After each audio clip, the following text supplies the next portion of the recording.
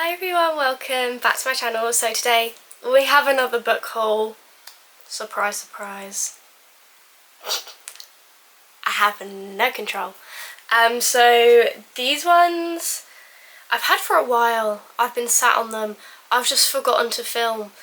So a lot of these, I went to Piccadilly. I went to an authors event at Waterstones Piccadilly with Lizzie Huxley-Jones and Tasha Guri for their book Hits Different.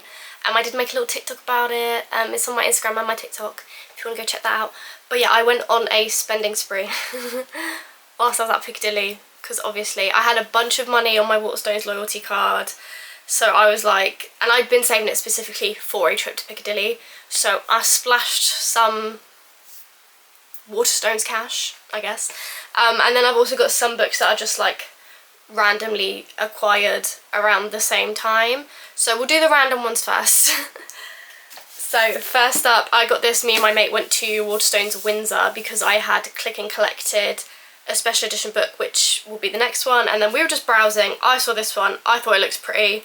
I'm going to be honest, I've forgotten what the blurb is even about. I think this is, I've seen this on Bookstagram a bit though. It's The Light That Blinds Us by Andy Darcy Theo. And yeah, let's read the blurb because your girl has forgotten. So, when consumed by shadow, even the faintest light can be blinding. Oh! After a childhood haunted by hallucinations, Alexis Michael's only comfort is the blue amulet why is his name Alexis anyway, he's had since before he can remember. Now the visions have gone and Alexis craves a normal life. Maybe I'm saying it wrong. Maybe it's not Alexis. Maybe it's pronounced differently because it's a boy. I don't know. But when a trip to Stonehenge unites him with 3 other teens carrying similar gems... How did I forget this? This sounds so good. Normality is abandoned as they are plunged into a hidden world of power-wielding elementals and told they are destined to save the world from an eternal night. But dark past plagues Alexis as they prepare to defeat their enemy, and a looming secret sets to corrupt the mission, their lives, and his mind. The first in a breathtaking new series. And it's got sprayed edges. Even though it's just colours, I do love the sprayed edges, even if they are just block colours. So yeah, that's that one. Now this is the book that I went to Windsor specifically to get. And it is the Waterstones exclusive edition of When the Moon Hatched by Sarah A. Parker. You guys know it absolutely took off. And these are the edges. They are stunning. They're stunning. Just, oh, they're beautiful. So beautiful. Oh, it's got tape on it. I'll take that off. I don't think anything else is exclusive about it. Hold on. See, I don't know if this is on all the hardcovers, but on this it says broken things make the sharpest weapons. I'm not sure if that's just all hardcovers or if it's just the exclusive one. I don't know. But yeah, I got a proof copy of this, obviously before it came out. It's been out for months and months and months now. Yeah, and I did struggle to get into it, but I don't know, I think I was just in a funny time of my life. And I did struggle a little bit. So it was a soft put down. I do want to pick it back up. Maybe more into winter, October-y kind of times. I will pick her back up. She's so pretty. I'll read you the blurb in case. I know it has kind of really taken off on Bookstagram, BookTok, but if you're not on those spaces as much, you might not have a Scooby-Doo. What's going on? So... As an assassin for the rebellion, Rave's job is to complete orders and never get caught. When a rival bounty hunter shatters her world, Rave finds herself captured by the Guild of Nobles, a group of powerful fae. Crushed by the loss of his great love, Dragon Rider Khan Vhagar took the head of a king and donned his melted crown. Now on a tireless quest to quell the never-ebbing ache in his chest, a clue lures him into the capital's high-security prison, where he stumbles upon the imprisoned Rave. Together they seek truths that threaten to unravel everything they knew about their world and each other. Yeah, the second one has been announced. It's coming out next year.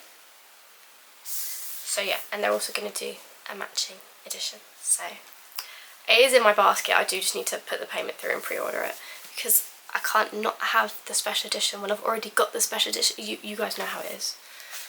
You know how it is. Okay, next up we have, I'll do them separately, but they're kind of related. Are they by the same person? No. But they're both faith-based books by like Christian like influencers. I don't think these ladies are influencers necessarily. They're more like speakers and things. But the first one is All Hope is Found by Sarah Jakes Roberts. It says rediscovering the joy of expectation. So it says no matter how many times hope has been lost, it can be found. I don't know if I want to read the whole blurb, it's kind of long. But it says hope is not a wish waiting to come true. It's not an external desire waiting to be realised. Hope is an ever-present reality regardless of how dire a situation may seem. Hope has many hiding places. It hides behind heartbreak, camouflages in stress, and disguises itself in grief. When God revealed hope to Sarah Jakes Roberts as her word of the year, she wasn't quite sure what to do with it. It's a common, arguably overused word that doesn't always signify power, but the more she followed its lead and obediently listened to God's message, the more convinced she became of its strengthening power. Inspiring us towards the pursuit of hope with the lens of compassion, Sarah serves as a guide who exposes the hidden promise that awaits us each day by sharing her life experiences that underscore the mind and heart shifts that take place. We begin to see proofs of God's goodness. Hope is not a wishy-washy sentiment, rather it's about choosing to believe what God can and will redeem any personal circumstance. Choose to believe that God can and will redeem any personal circumstance. Sarah shares, we have a divine expectation that even in our darkest hour there is still hope to be found. What does she do? She co-pastors with her husband at the Potter's House Church at One, and also serves in leadership at the Potter's House Dallas. Yeah, so I think she is just like mainly like a speaker, author, rather than someone like Ashley Hetherington, who is more of like an influencer, like she does vlogs and TikTok and all those things. I don't think Sarah Jakes Roberts necessarily does that. But yeah.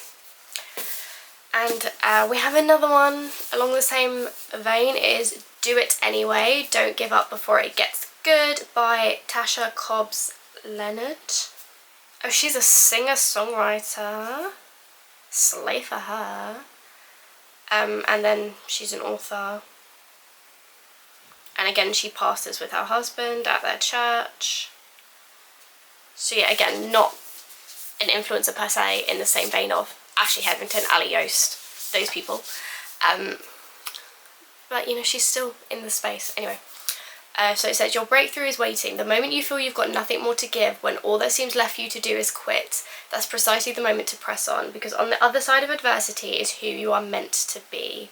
In this deeply personal account of trials and victories, pastor and Grammy Award winner Tasha Cobbs Leonard shows that your faithful endurance is always worth it on the other side. Which I think is a cute message. This one is like, it couldn't be any different. It's The Reluctant Vampire Queen by Jo Simmons. It's a teen vampire book, and I read the blurb when I was still working at my Waterstones store, and I was like, this sounds so fun, but the copy we had was damaged, so I ordered my own. So it says, meet Mo Merrydrew, independent young woman, committed vegetarian, president of the Debating Society, and potentially vampire queen of Great Britain. And on the back it's got like a pros and cons list that she makes in the book, whatever. So pros: cool gothy wardrobe, get to hang out with Luca, gorgeous vampire familiar. Eternal life, can get so much done. Cons: drinking blood, unelected power, not very democratic.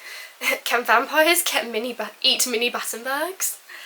Is a role offered to her on a random Tuesday evening in October by Bogdan, an undead creature of the night in a dodgy suit who may or may not have jumped out of a hedge. It doesn't fit with Mo's plan for her life, but she's about to learn life doesn't go to plan. Should she say yes? Can she say no? Or maybe there's a way to have her cake and eat it without actually biting any humans. And I just think it sounds so fun. It's definitely going to be one of my October spooky season reads. I am going to make a video that's like spooky season recs. pre-warn you now, none of them are spooky because I don't like spook. I don't do spooky. So they're all like light-hearted things like that. But yeah. And next up we have Hiding Him by Adam Hatton. So Adam Hatton is a YouTuber, Disney vlogger that my parents watch. And he's just come out with a book. And my mum was like, you should get it. And then you can tag him and you can become friends and he can take you to Disney. And I was like, okay.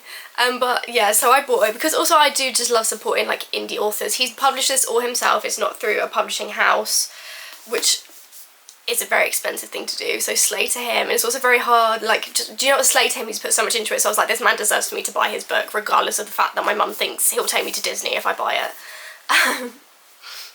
So yeah. It looks really fun and like cheerful. So the tagline on the blurb is, let's get one thing straight, Cameron Hawkins isn't. It just sounds so fun. What he is hopelessly single and longing to escape his village in the arse end of nowhere. That is until a newcomer arrives, Finn. He's tall, dark, obscenely handsome, and somewhat of an enigma. Is Finn the answer to Cam's happily ever after, or will shadows of the past stand in the way of their palpable chemistry? It says, Hiding Him explores coming of age, coming out, and hearts coming together. In this warm and cosy read, get ready to laugh with friends, relish in a little spice, and I don't know what that phrase means, so I'm not going to read it. But it says there's several adrenaline-charged moments. Does it have like anything on the dust jacket? No. He's so cute. Look at him in his little cardigan. He's so cute. I actually can't. When I catch the vlogs, I do love this man. I'm like, me and him would have a good time at Disney. But yeah. So now we're on to the obscene amount of stuff I bought from Piccadilly. She heavy. I think they are all romance books because that was just the floor that I was on already, or maybe it was the floor below. But anyway, also most of the things that I knew I wanted, that I knew Piccadilly had stock of, were romance books, so let's go. So first one I pulled out, this isn't very on brand for the time of year, but it will be in a few months. It is A Holly Jolly Ever After by Julie Murphy and Sierra Simone. So it's the second part in the, what do they call it? Christmas, is it the Christmas Knocked series? I think that's what they call it. But I didn't talk about this one on my YouTube, I don't think, but it is on my Instagram. It's the sequel to A Merry Little Meet Cute. So yeah, it's got like crossover characters and things like that. So I'm not going to read the blurb because, actually, well, I don't think it would, actually no, it would spoil. It would spoil A Very Merry Meet Cute, so.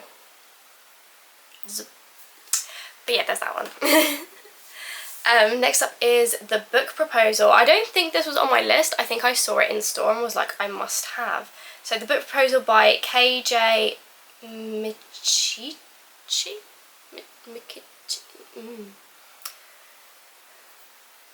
That's a puzzling surname for me. So it says, desperately seeking fictional hero for happily ever after.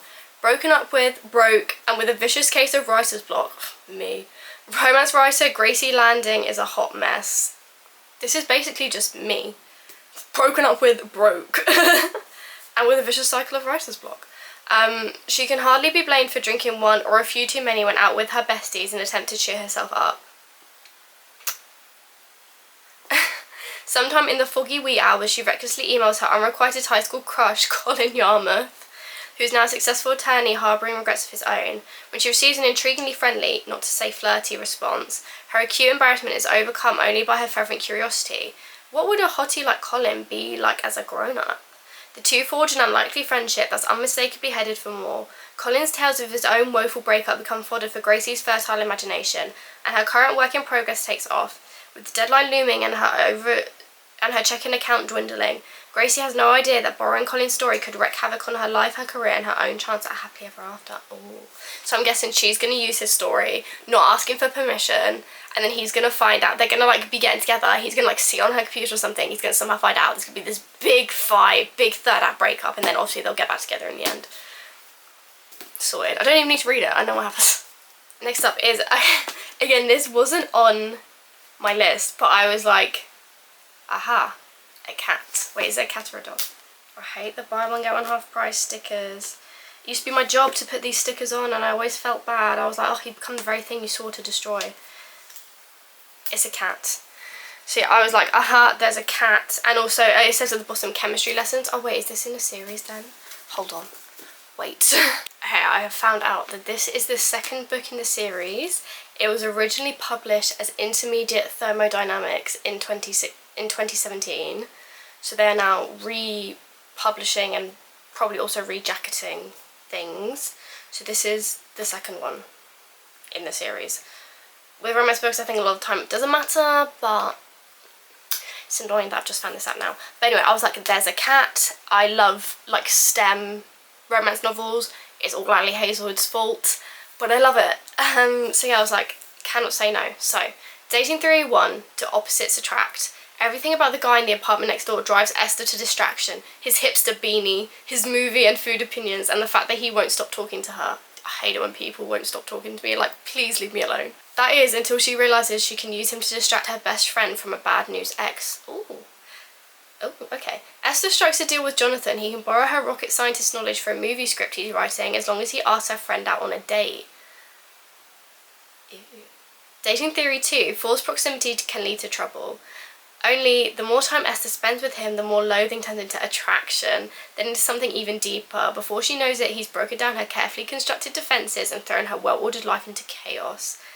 Dating theory 3, love is more complicated than rocket science. So the tropes are forced proximity, opposites attract. Oh, it literally says on the back, book 2 in the chemistry lesson series, originally published as Intermediate Thermodynamics. I just wasted so much time Googling when it's just right there.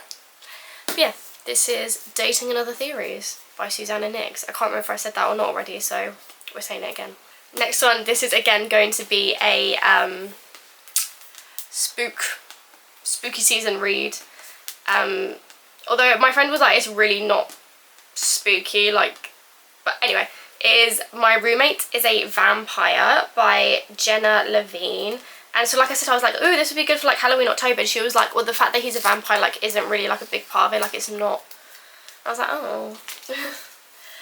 But anyway, it says, will it be love at first sight? And then sights crossed out and says, bite. So Cassie Greenberg needs a new place to live, and fast. When she finds an affordable apartment in a beautiful neighbourhood, she knows there must be a catch. Of course, her new roommate, Frederick J. Fitzwilliam, is far from normal. He sleeps all day, is out at night on business, and talks like he walked out of a Regency romance novel. He also leaves Cassie heart-melting notes around the apartment, always asks about her day, and doesn't look half bad shirtless on the rare occasions they're both home and awake. There's no denying there's a spark between them, but there's also a secret. With true love at stake, do you get it? Will Frederick come clean? So yeah, this is going to be one of my October reads as well. Now, if you guys follow me on Instagram, you know that I have a bit of a recent thing for tennis. And that is all because of the British tennis player Jack Draper. If you don't know, he is my celebrity crush of the moment. I love that man. So we have Love Game by Emma Ray, and it's a tennis player. I'm a simple girl. So it says, can a player on the court be a keeper at home? Elle Calloway has just landed her dream role, personal chef to huge tennis star Nikki Salko. The pressure is on, and not just in the kitchen. As Nikki prepares for Wimbledon, Elle treads carefully around his judgmental fiancé while trying to ignore her own boyfriend's cheating. Oh, I hope they don't cheat. Anyway. But the temperature rises when Nikki's training increases his appetite, and Elle is the one tasked with keeping his belly full. Despite being worlds apart, their late-night rendezvous lead to more than they intended. Should they risk the lives they've already built for the lives they truly want? Oh no, I hope they don't cheat. But it says it's perfect for fans of Hannah Grace and Ali Hazelwood. I am a fan of Ali Hazelwood. Have yet to read Hannah Grace, but I'm sure I'd like her to. I really hope they don't cheat, even though it seems like both their partners are wrong for them, clearly. I hope they don't cheat. I hope relationships end and then they get together. I'll be upset if there's cheating. So this one was pretty popular as well, I think, on like Bookstagram, or maybe it was just a Waterstones thing, I don't know. But it's Hot Girl Summer by Sophie Gravia. It says you don't need to grow up to glow up. So Ava, Rebecca and Grace have been best friends forever, but lately their lives in London have felt a little stagnant. Eva has hit rock bottom since she split up with her husband. It's hard enough being a Scot in London without being broke to boot. Photographer for a women's magazine, Rebecca is tired of working on the fluff pieces. She knows her affair with the boss is going nowhere, so why can't she stop herself? Grace was top of her class in law school, but for a long time now has settled for being a barrister's wife. Her life may seem outwardly perfect, but if she's honest, it's also so boring. When a reunion brings them together, they realise it's time to shake things up and have some fun again. So yeah, I mean, just the fact that there's like a steaming, like obviously broken down car in the background is like, chaos. Love to see it. I love a bit of chaos. So this is the penultimate one. This is a whole series. They've all been written by different authors. It's the Meant to Be series. So this is the latest one. It's Tangled Up in You by Christina Lauren. And I do want to kind of like get the rest. So this one is obviously based on Tangled. So she has a dream, he has a plan. Together they'll take a leap of faith. Raised off the grid for most of her 22 years, Ren has read hundreds of books, taught herself to paint and built a working wind power system, but longs to live in the real world. So when she's accepted at Corona... is that not a bit soon? She's accepted at Corona College. It feels like her life is finally beginning. They're not even like trying to be subtle. Anyway, it's funny. Fitz is about to graduate top of his class and convince everyone he's the rich, handsome player that he says he is, when Ren, with her cascading blonde hair and encyclopedic brain, crashes into his life. When a simple assignment forces Ren and Fitz together on a road trip, the world somehow shifts, and the unlikely pair realise that maybe the key to the dreams they're both in chase has been sitting next to them the whole time. Part of the acclaimed and best-selling Meant to Be collection, New York Times best-selling author duo Christina Lauren dream up a witty and deeply romantic modern reimagining of The Princess in the Tower for anyone who has ever longed to let their hair down. And the other books in the series are If the Shoe Fits by Julie Murphy, Buy the Book by Jasmine Guillory, and Kiss the Girl by Zoraida Cordova. And then there's this one. So I love Tangled. I obviously love Flynn Rider. I'm basic. Like I said, I'm just a girl. I am basic. I love Flynn Rider, so I'm sure I'll love this. And finally, we have the Happy Ever After playlist by Abby Jimenez. Yeah.